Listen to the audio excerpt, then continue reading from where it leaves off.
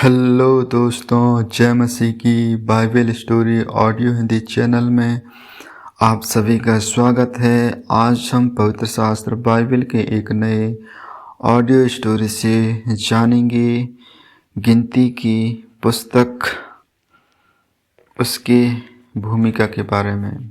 Hallelujah. गिनती की पुस्तक में इजराइलियों के लगभग 40 वर्ष के इतिहास का वर्णन मिलता है।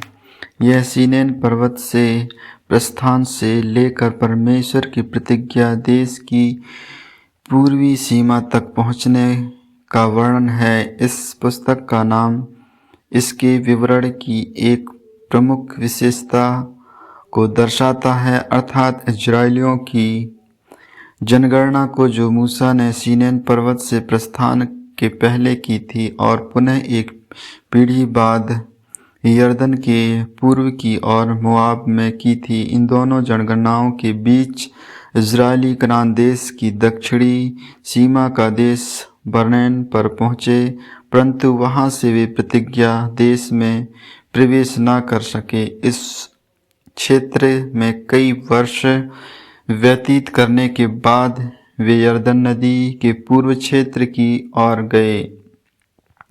वहां इजराइलियों की कुछ गोत्र बस गए और वहीं शेष गोत्रों ने यरदन नदी पार करके कनान देश में जाने की तैयारी की। गिनती की पुस्तक में एक ऐसी जाति का विवरण मिलता है जो कठिनाइयों के सामने निराश और घबरा गई थी। उसने परमेश्वर और परमेश्वर द्वारा नियुक्त अपने अगुवे मूसा के विरुद्ध विद्रोह किया था। यह उसके लोगों की कर्मचारियों और आज्ञा उल्लंघनों के बावजूद उनके प्रति परमेश्वर की विशेष योग्यता और उनकी निरंतरता देखरेख का विवरण है। यह परमेश्वर और उसके लोगों दोनों के प्रति मूसा के संपूर्ण समर्पण का भी वर्णन है। यद्यपि कभी कभी वह अधीर हो उठता था। रूपरेखा इजराइलियों द्वारा सीनेन पर्वत के प्रस्थान के लिए प्रथम जनगणना, विभिन्न नियम और कानून, फसह का दूसरा पर्व, सीनेन पर्वत से मोआब तक, मोआब में घटी घटनाएं, मिस्र से मोआब तक की यात्रा का संक्षिप्त वर्णन, यरदन नदी पार करने से पहले दिए गए निर्देश।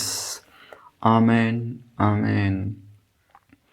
परमेश्वर इन वचनों को सुनने के द्वारा आप सबों को आशीष दे। आगे के और भी इन संक्षिप्त ऑडियो स्टोरी सुनने के लिए Bible story audio Hindi channel को लाइक, सब्सक्राइब और बेल आइकन को दबाएं। सभी प्रिय भाई बहनों को जय मसीह की।